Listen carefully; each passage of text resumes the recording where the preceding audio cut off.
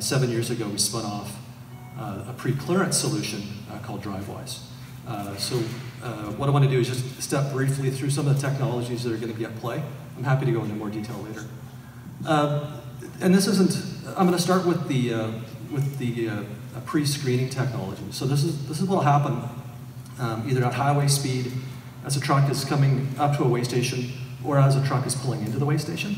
I'm just going to go through some of the technologies that are going to be piloted at the 4 sites that were discussed. The first one is thermal imaging. It's an automated thermal imaging system.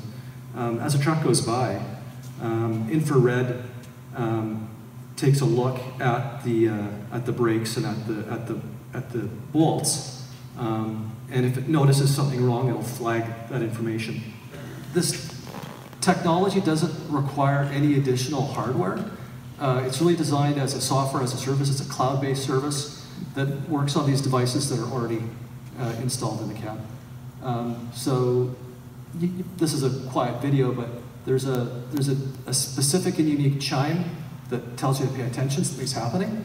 So at the 3-kilometer mark, the driver knows to prepare. There's a an inspection station coming up, maybe get into the right lane. At 1.5 kilometers, there's a second chime. And then there's a distinct chime for when the driver is told to either bypass or to stay on the main line.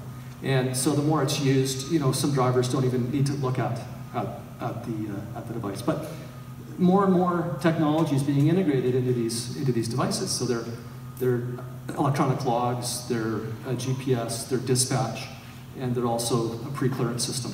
These 2 announcements today play into reducing those regulations, which is going to improve the efficiency of our truck industry.